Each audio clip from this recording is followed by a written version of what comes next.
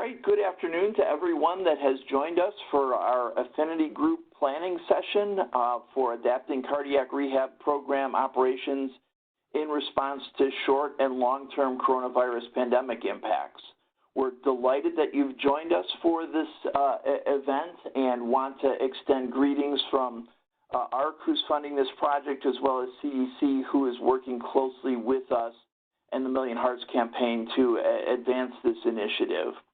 Just to give you a quick update on the status of Take Heart activities, we've postponed the actual hospital involvement activities because we know that hospital operations are far from normal and we want to wait for things to stabilize a bit before we resume those things.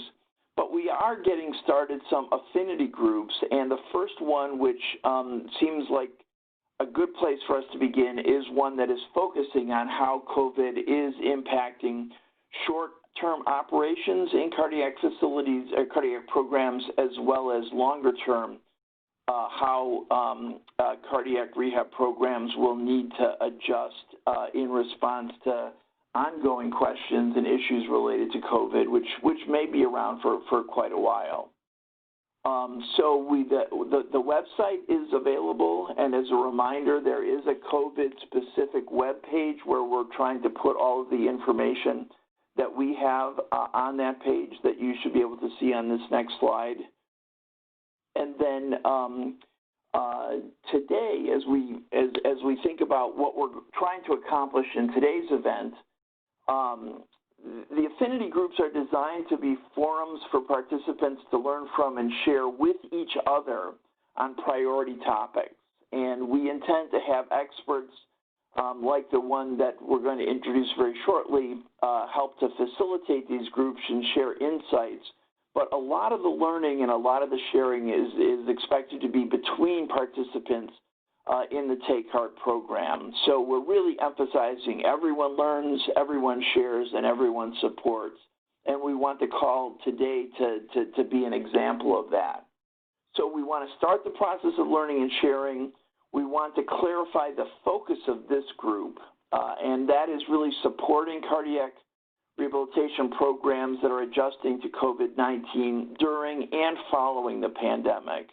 And then we're also trying today to get some feedback from you regarding the topics that you'd like to discuss in this group in future calls, as well as how frequently you prefer those calls to occur and how we should structure them. So this is going to be a moderated discussion.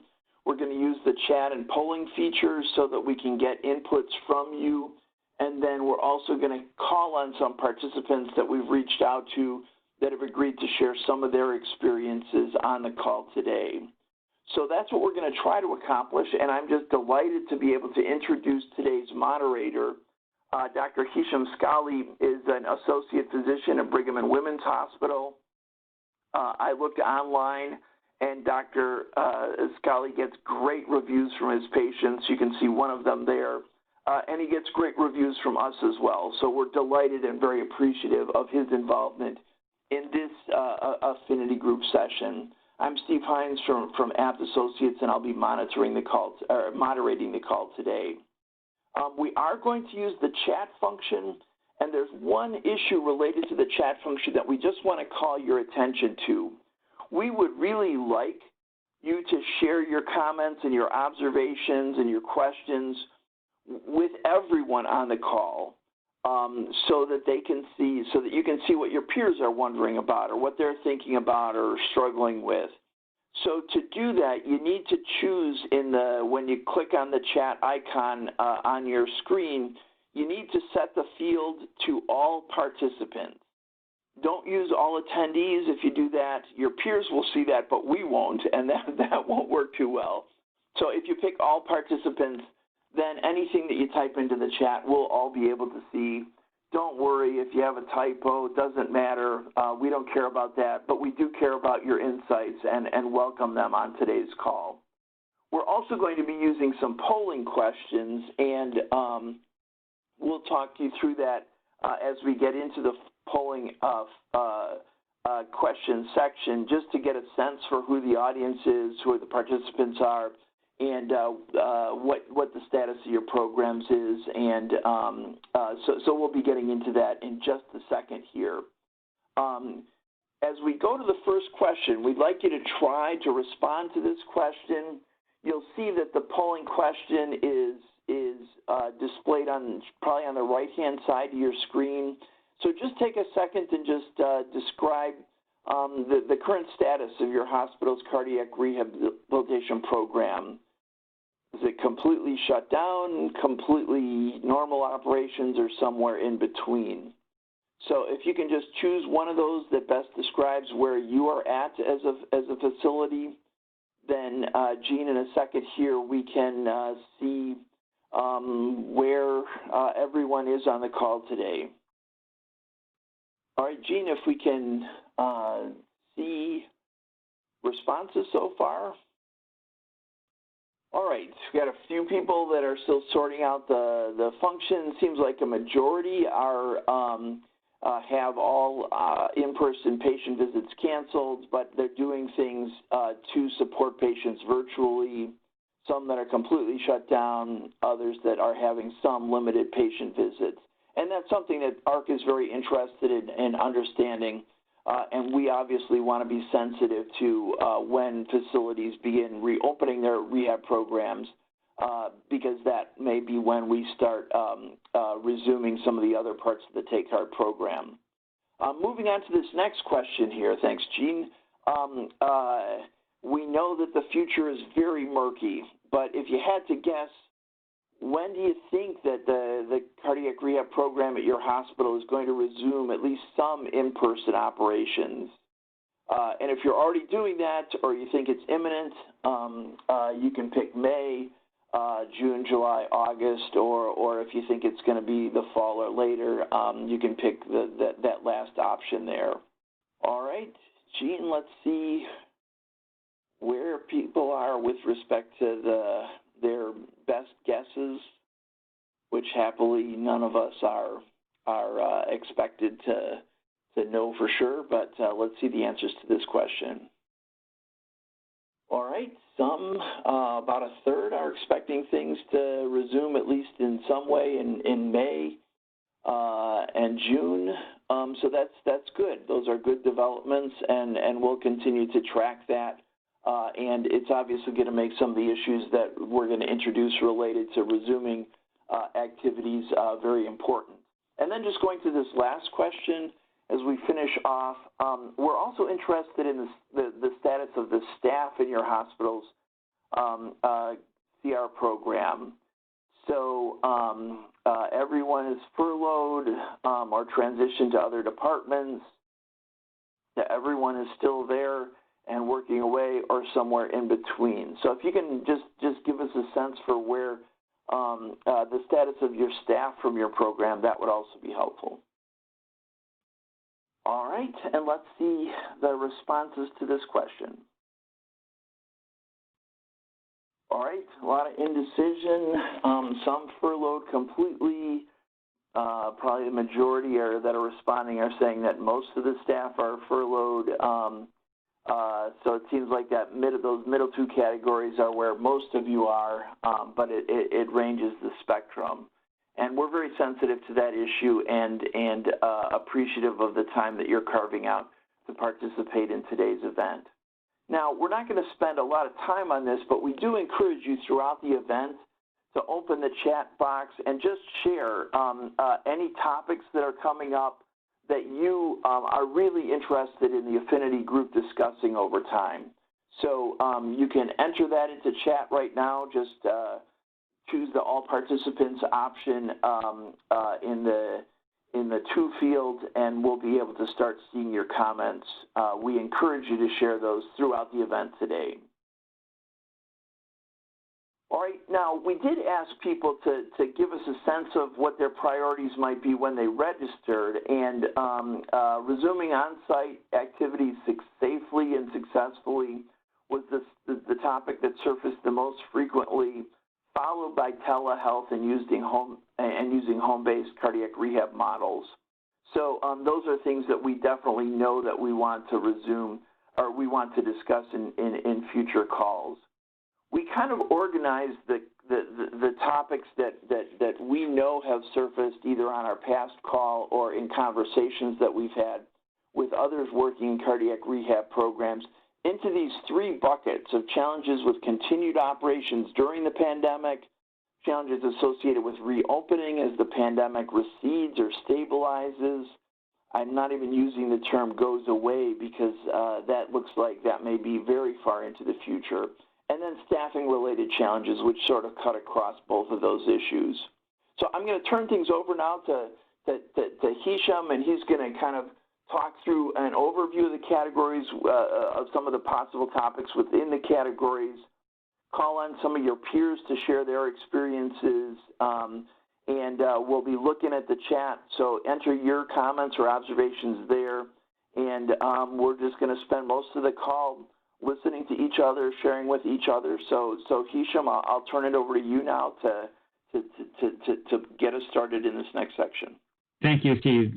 This was a great introduction, and thank you for everyone for attending this. We have about 100 participants or so on this webinar, and this speaks to your level of engagement and concern about cardiac rehab and during this pandemic, and how we're going to manage our patients now, and how we're going to be able to manage them in the near and short-term and medium-term future, actually. So I really thank you for being here. I think this is going to be a great discussion. We have a lot of interesting topics and a lot of interested people here. So I'm going to, without further ado, we're going to get going. These are the topics that we thought would be interesting based on your comments and suggestions. They're listed here. We have 6 topics first, and I'll be calling on some of the participants here, but they revolve mostly about what are we doing and how are we doing it during this pandemic. So mostly about telehealth and virtual strategies, home health models. How are we continuing to support our patients directly or with other third-party resources? And mostly we need to continue to keep our patients and referring physicians and cardiologists engaged with the cardiac rehab programs. And then obviously all boils down to how we're going to continue to bill and charge and continue to maintain a revenue for our programs. And then we're happy to listen to any other topics. Actually, for the first topic about virtual strategies, and I think this is a very interesting topic. The AACVPR, AHA, and ACC came out this summer with recommendation about home health rehab, and this is something that has been in the forefront for everyone for a long time now. But I think this is the first time we're in a crush, actually, and we're kind of forced to be using this method in cardiac rehab as opposed to before. So let me call on Sharon Morris from Newton Medical Center in Kansas. Sharon, are you there? I'm here. Hey, Sharon, thank you for being on. So Sure. I heard your program closed or actually reduced their activity since March 16. So we'd be curious to hear your experience and what you've been doing since then in that regard. Yeah, our medical director did close our cardiac rehab on March 16th, and she supported us on continuing doing new patient evaluations on new referrals to the program. And as long as patients were comfortable coming in, it was a one-on-one evaluation. We both wore masks, and it gave us a chance to assess that patient, do a 6-minute walk test, talk to them about RPE, and make some recommendations for what they can do at home until we can bring them back in for a little more traditional cardiac rehab. Along with, by doing a full assessment at that time, we're able to address issues that they're having rather than waiting for them to get back into a doctor's office. Along with the new patient evaluations, we've been doing weekly phone calls to all new referrals and the patients that were put on hold in March, and just talking to them about if they have blood pressure cuffs, they're keeping track of that for us. If they have a scale, they're keeping that, and we're monitoring, making sure that numbers are looking okay. Nice. Talking to them about what their weekly home exercise looked like and any recommendations we could do to improve that. At the beginning, we kind of discussed emergent symptoms when they're exercising, what to do to stop, when to call the doctor, when to call 911.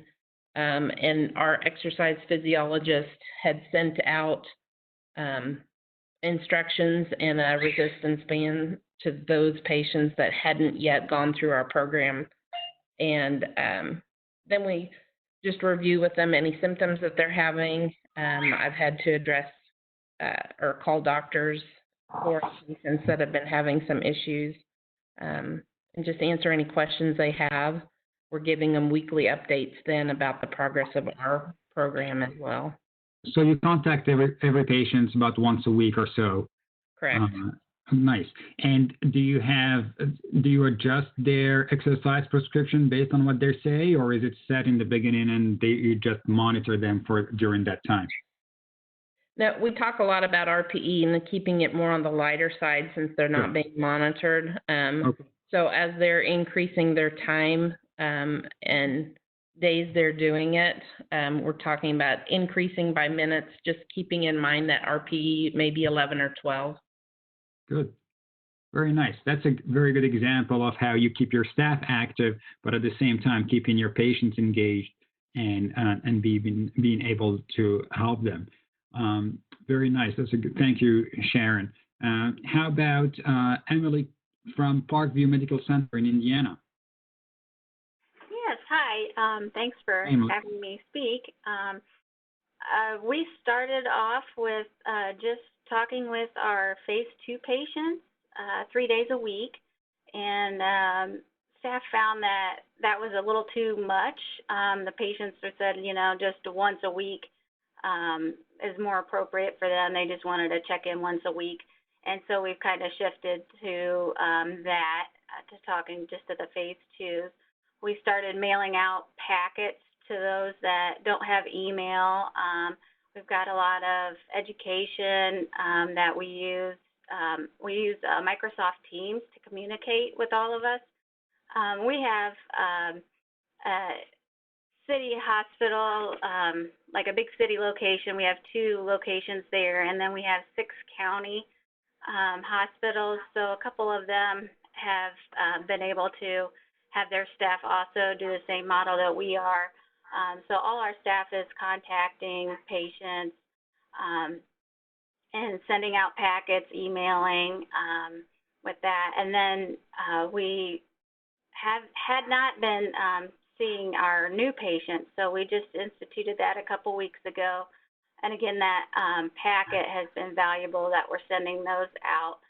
As for the orientation, since we have not done any kind of fitness assessments, staff felt more comfortable with just giving them exercise guidance until we were able to do either they have a stress test or 6-minute walk test or something where they can have a better idea of giving them an exercise prescription.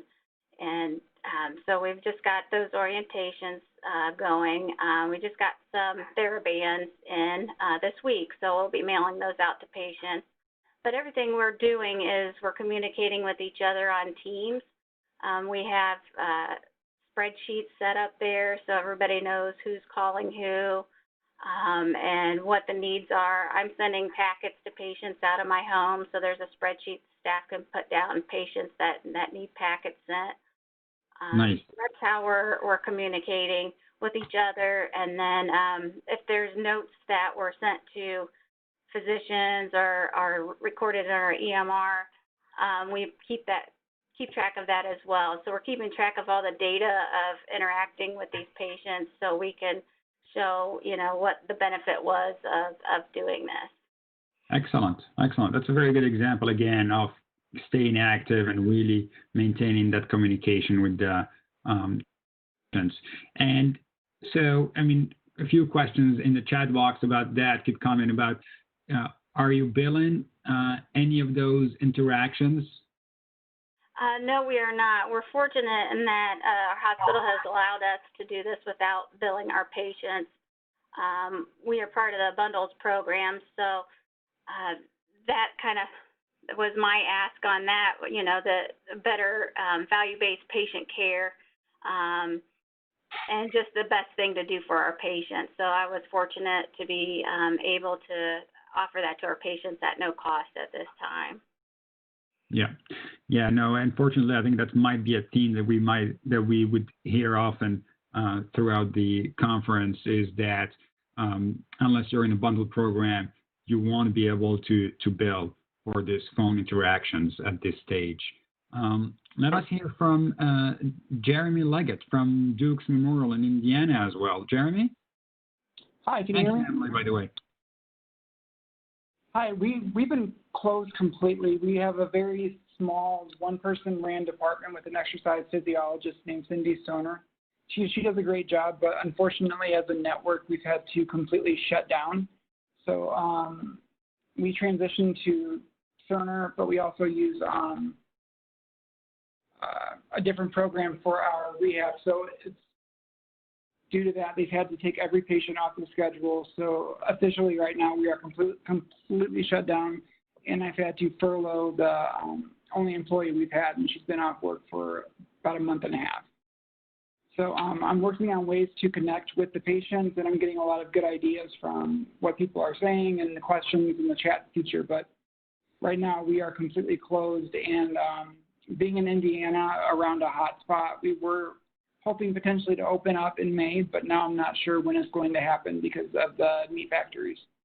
Yeah, unfortunately, that reality of the situation in several places where staff has to be furloughed and programs had to be shut down completely.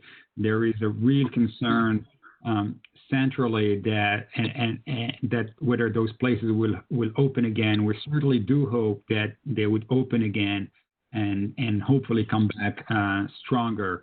But it's certainly it's a real concern, and we gotta keep doing everything we can to bring back those places.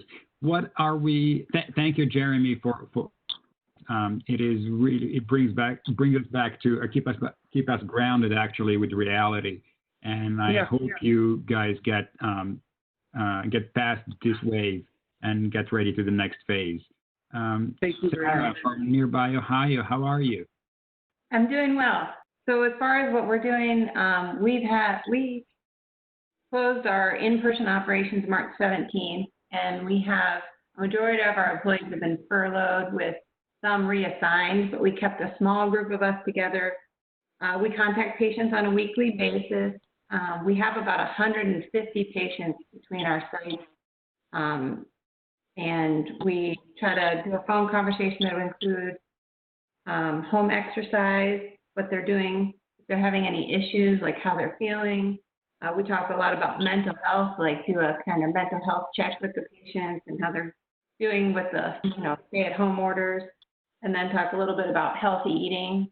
And then we're just doing documentation. We had a big spreadsheet. We're just trying to keep track of all that information. We have an employee that's dedicated to our email side of things. So we collected as many email addresses as possible. We send out a weekly newsletter, and then also recipes and different ideas for working out at home if you don't have any equipment. And then our third thing that we've been doing is we started a Facebook page that we post things a few times a week, and then we encourage the patients to follow us and just try to keep in touch with some different virtual resources. Nice. And obviously on the Facebook page, the emails, I'm sure you guys are keeping all PHI secure. So there is no personal information or anything, but it just keeps you in the front and center there for your patients and allows you to share information and advice and encouragements for everyone there. I'm just saying this to make sure everybody is on the same page, right? Yeah, exactly. It's very general. Like we'll send out healthy recipe ideas or some like things to help with mental health and stress management, or share some videos related to health and wellness. Very general information. Nice, very nice, very good. Yeah, no. So those are excellent ideas as well. And another way, if you are still open to how to keep engagement and keep patients active and be able to provide them in this times of extreme anxiety and stress, how to provide them with those stress reduction techniques and how, give them ideas about healthy recipes and so on. So that's really good. Thank you, Sarah. So we'll move on to hopefully this phase. I mean, we're right in the middle of it, and we can't see the next phase, but it will get there. We sure hope to get there as soon as possible. It can't be soon enough, but hopefully we will get there. It will be different based on your location and what's happening around you. It will certainly, whatever we say here, it's not. It might be a suggestion or but certainly should not be a recommendation. You should certainly follow your local Department of Public Health and state recommendations and decisions there. So the next phase after we get out of this is how do we get back onto reopening, or how do we get back to that phased reopening for if we want to resume activities essentially. And so, what is the trajectory we would get? The challenge will be that we will have patients who were already in our program and that now have not been participating. We have new patients coming in, and we will have the limitations in terms of spacing, but also in terms of staffing as well. And so, how do we do that? We have Catherine Caldwell from Geisinger Health in Pennsylvania. Hey, Hicham, can you hear me while we're trying to? Sure. To connect. I just wanted to make a comment about the comments and questions that are coming in the chat.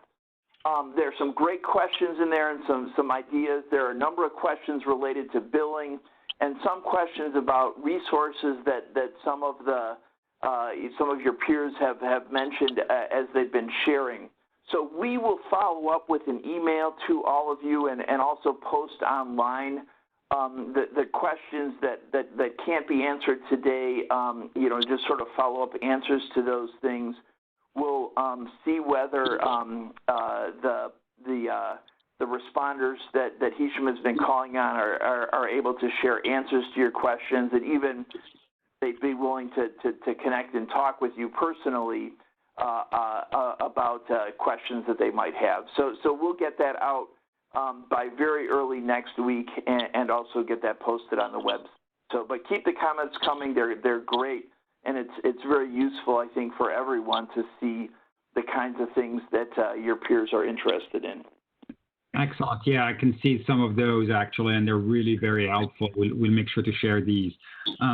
So here we'd like to hear, what are the challenges that people are facing in terms of staffing? Yes?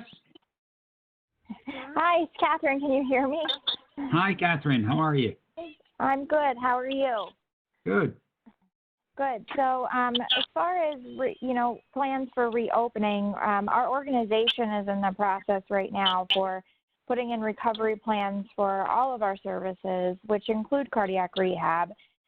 So we're not solidified in our plans yet, but the things that we have been talking about, because our departments we have 7 rehabs across our organization, and right now they've all been closed through the end of May currently is what we are currently planning on.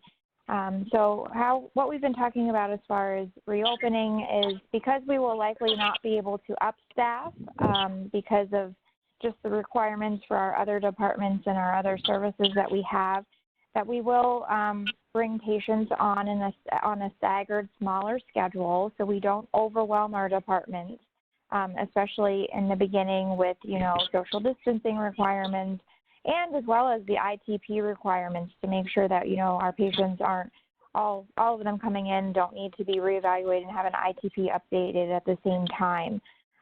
So we are working closely. We have a consultant in our area that we use, so we are working closely with her to help us develop some of those recovery plans.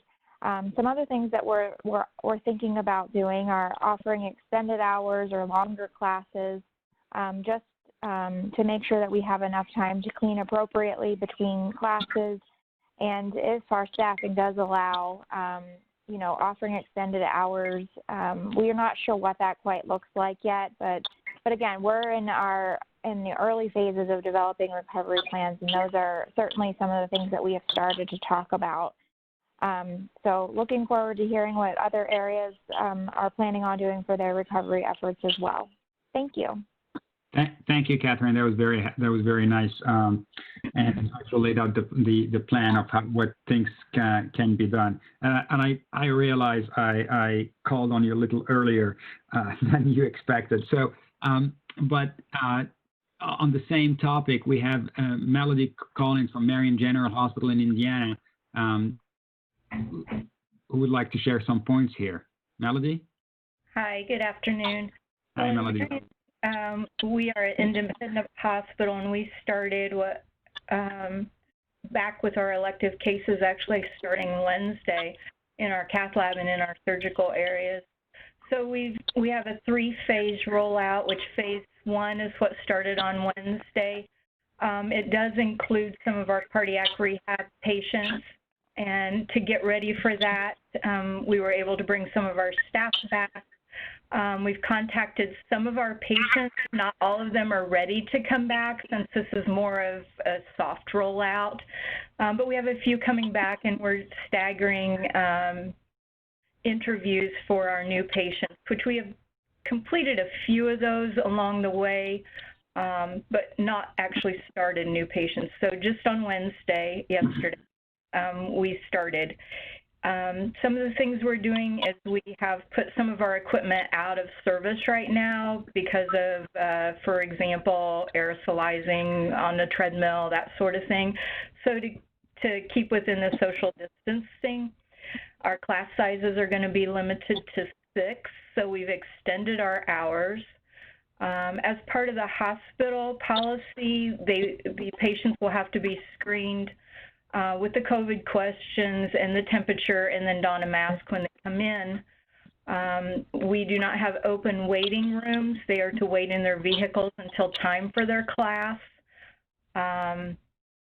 And then the cleaning, we also have some extra cleaning time built in so that we're washing down lockers and equipment and that sort of thing. The other thing we're going to require is hand washing when they come in, just so that we're continuing to support the community in that regard.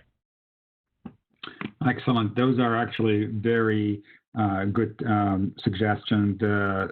Questionnaire screening, temperature measurements, masking when you come in the hospital, and hand washing.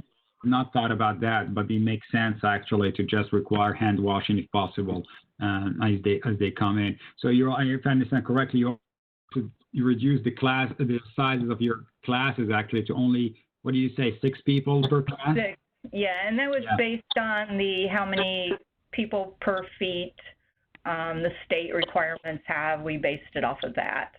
Okay, and so out of curiosity, how many people per class did you have before this? Up to 12. All right, so it's nearly a 50% or actually 50% reduction in that. Yes. Okay, and so I suppose you're going to have people using every other treadmill or bicycle and so on, so that they're not shoulder to shoulder. Yes. And so on. Right. Okay. And then you have time for cleaning all the equipment and the lockers and the doors and doorknobs and everything. Yes. Yes. And Melody, there was a question in the chat about any concerns about people exercising while they were wearing masks. So could you just speak to that? So I don't know about you all, but I have a hard time walking in a mask from building to building. We have a decent-sized campus, so we are not going to make them keep the mask up while they're exercising. And actually, those are 2 problems that I've presented that to my small group as to I don't really have a solution for. One is, how can they exercise with a mask? So we don't feel like that probably on a treadmill they're going to be able to keep that mask up. The second thing is the staff, we have a hard time communicating with a lot of our patients with the mask on. And cardiac rehabs are notoriously pretty noisy anyway, so I see us having a challenge communicating with us wearing a mask. Yeah, so those are real life problems. You're right. I'm not sure what the final say is going to be. I mean, in our hospital, everybody has to wear a mask all the time, unless you're on your own in your office, essentially. But otherwise, any other place, you have to wear a mask the entire time. So being on a treadmill without a mask might be tricky. But as you said, you're absolutely right. It is a hard thing to do. And I don't know, maybe they would come up with different types of masks or something else. But that's a very real problem. We also have Kim Newland from Sutter Reesville Medical Center in California. So it's early morning over there. Hey, Kim, how are you? I'm great. How are you? I'm well, thank you. So tell us a little bit what you think about reopening and staffing and how to re-engage the staff when we get to that phase. Yeah, actually a lot of what Catherine and Melody mentioned, we are also doing and planning. So we also closed March 16th. We have a combination of staff who are in our labor pool, so helping out in other departments. We've been continuing to maintain contact. So our first step, in order to adjust our class size and make sure we have enough classes, we will be calling everybody just first to see who's even willing to come back. So we have a combination cardiac and pulmonary rehab program. So we're going to start with our cardiac patients and just even see if they're willing to come back, and that will allow us to figure out our times, like how many classes we have. We also run 10 to 11 people per class, and we'll need to drop back to 5, a max of 5, just based on physical space. So once we know that, we're exploring opening up on Saturdays if need to. We already have 5 classes spanning 7 to 7 on Monday, Wednesdays, so we could open up another evening class. So we're getting creative. Our staff are very motivated to get back, and so they're willing to work different hours to get people back in. We're really looking at the people to bring in also for our initial evaluation. So the plan is for next week to start with just bringing back in people for the week with initial evaluations, and then hopefully the week of May 11th is bringing back in these small classes and seeing how we can keep them distanced. The question about masks came up. We had a team meeting yesterday. We still don't know for patients exercising. I think everybody's kind of gut feeling was don't have them exercise with a mask, but we don't also want to contradict anything being said at the state level or at our county level about requirements for masking in public spaces. So as everybody's experiencing, there's so many different levels of regulatory requirements, like you said, within your own hospital or in facility, and then each level above. So we're trying to make sure we're not conflicting with any of those, not to send mixed messages to the patients. Yeah, absolutely. You're absolutely right. We have to respect those recommendations from the county, the state, and the federal government. But the main thing is to keep the patient safety first. So, no, thank you for sharing that. And indeed, as you said, we all have to be creative in the way we think about this, the way we execute it, and be flexible and adapt to whatever comes our way. So actually, that's really the secret of what we're all doing here. We also have, thank you, Kim. We also have Joella Evans from Illinois. What are you guys doing to try to resume cardiac rehab on site? Are you able to hear me? Yes. Okay. So we just actually began our conversation just at the end of last week, early this week.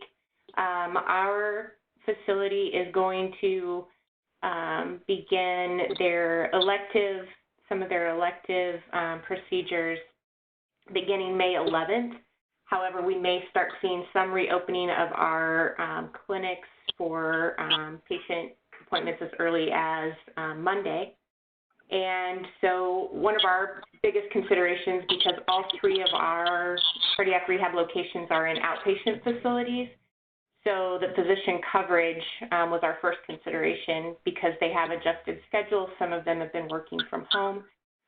So making sure that they know that we are planning to resume so that we have the physician coverage. And then also, as the other people were saying, that reducing class size, typically we have, at 2 of our locations, we have up to 14 people. And we will reduce that to 7 or fewer, just depending on what the staff think they can safely space the equipment. We currently also are using Channel Health for our home-based program, which we started about 2 weeks or so ago. It's been very well received. So those patients that are comfortable with that and are still doing that, we will keep them on that program to allow the ones that don't have the capability, so they don't have a smartphone or they don't have a tablet. We will try and, if they're willing and wanting to come in, we'll start with those first, as well as prioritizing those patients that were maybe near completing their 36 sessions and getting them in to finish up and wrap up their phase 2. And we'll be following all of our pre-calls and symptom screening on our patients, advising them to stay home if they're sick or if their immediate family member that they're living with is sick. Advise them to wear a mask. Our facility requires anybody that's entering our facility to be wearing a mask. And if they don't have one, we will certainly provide one when they come in the facility. And spacing our equipment, of course, and then allowing time for staff to wipe the equipment between rotations as well as before and after each class. And also considering, there was some talk about wearing the mask while they were exercising. Considering that that's one of our requirements in our facility, we've still been talking about, how do we do this, and probably providing them some education and saying, you're wearing a mask, you may not be able to do the same workload that you were doing. So working with them to adjust their workloads down so that they can tolerate the mask wearing is one of the things that we've talked about. And then as far as communicating, what somebody else mentioned that staff wearing the microphone, or wearing the mask would be hard. We actually have, in one of our facilities, not all of them, but we have a microphone from a portable PA system that we would probably be able to use to project our voices through our mask.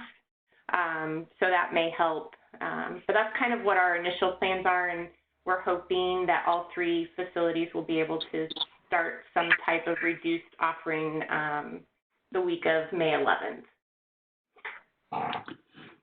Good. So a lot of work ahead of us. Thank you for sharing this. It's at the same time, it's exciting to think that we're going to be restarting and resuming our activities, but it's also a little, I don't want to say scary, but disconcerting to figure out all these details and how we're going to be doing this. But I think with all of us and sharing our perspectives and ideas, I think we can come out of this much richer. So thank you for sharing that, Joel. I think we can go on to the next set of topics that we had, and again, about what you just said about staffing, because not only do we have to keep our patients engaged, but we have to keep our staff engaged and make sure that and that we have enough staff. Actually, a lot of programs have either closed or have their staff furloughed, but a lot of programs and hospitals who have remained open actually have their staff has been redeployed in other areas and has been used in other capacities. And so I know that our nurses in our program have been manning the call center, have been in the respiratory clinics, as you guys all are doing. So thank you again to everyone who's out there in direct contact with patients and being there. And that leads you to another reason why we might have a staffing shortage, which is that some of our staffing might need to be quarantined or isolated and may not be able to return to work. So let's hear how people are managing this. So we have Abby Reen from Parkview Medical Center in Indiana. How are you managing this with virtual health and staffing? So from a staffing standpoint, you kind of nailed it right there, that we have been deploying staff that have been downstaffed in certain areas in our hospital. We have, Parkview has provided them with pay if they are downstaffed at home. We also are letting staff come into the hospital or work in other areas that are short-staffed that need help. Some of our staff have been assigned to help don PPE for inpatients. So they've just been redeployed to miscellaneous areas within the hospital that are needed. And then, whoops, go ahead. No, sorry. I didn't mean to interrupt you. Go ahead, please. I was just going to speak to our virtual health platform. And Emily Keltner, who spoke earlier, we partnered together here at Parkview. She's in the process of getting some videos out to patients for cardiac rehab. We do utilize our MyChart platform for our patients, so we can email and communicate that way. Another thing that we've done here in the office with physicians and providers is that we've really ramped up our virtual health for patients at home. So we're doing video visits with patients who are participating in cardiac rehab, and we're doing telephone calls with physicians. Feedback from patients is that they really enjoy being able to speak with the physicians on the phone about some of their concerns because they're not able to come into the office to see us. So it's just another way that we're touching base with patients. Nice. And so is that the cardiac rehab physician or your cardiologist or physician in charge of the rehab program? They set up a session per week or something and they go over the phone with different patients? It's generally just the patient's regular cardiologist.